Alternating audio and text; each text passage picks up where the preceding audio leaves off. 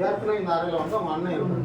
அவருடைய ஜாதகம் பார்க்கறது சில இதெல்லாம் பண்ண பூஜை சாமான் இதெல்லாம் இங்கே தான் அண்ணி என்ன பண்ணுறாரு, தம்பியை காட்டவும் இந்த ஒரு அறையில் வந்து உட்காந்துன்னு சொல்லிட்டு அண்ணனுடைய சாமானை வெளியே வச்சுட்டு இவர் வந்து உட்காரு அண்ணன் வந்து நான் பார்த்துக்கிறேன். அண்ணன் 6 மணிக்கு மேலே வர்றாரு.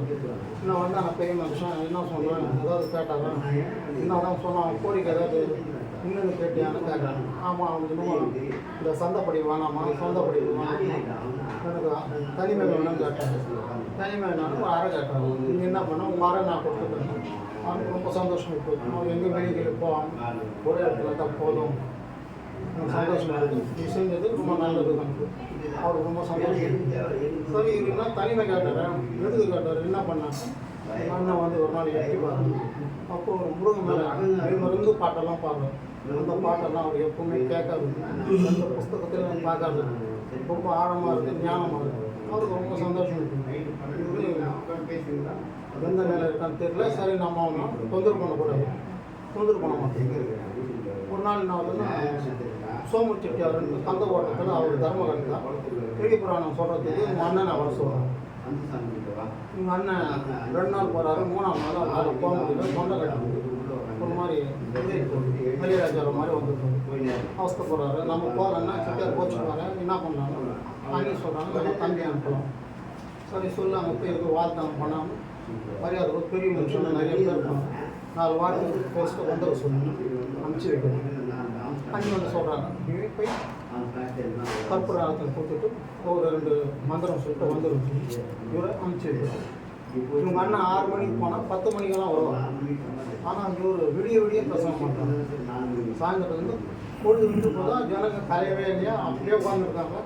கேள்வி மேலே கேள்வி விட பதில் மேலே பதில் சொல்லிக்கினே இருந்தாங்க. ரொம்ப ஞானமாக இருக்குது. அவங்கெல்லாம் ஆச்சரியம், யார் இந்த பையன் எங்கேருந்து வந்தாங்க எல்லாம் கேள்வி கேட்குறாங்க.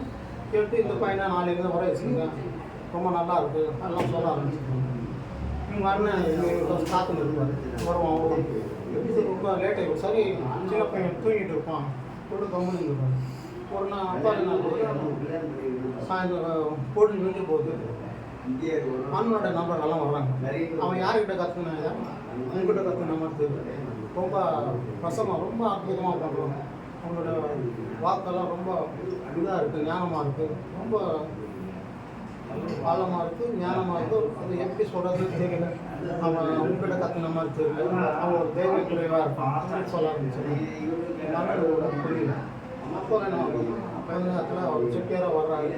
செட்டியார் போடாமல் பரவாயில்லையா, என்ன நல்லா ஆயிடுச்சு, நான் சாயந்தரம் நான் வந்துடுறேன்னா நீங்கள் தம்பியை அனுப்பிச்சி வைங்க.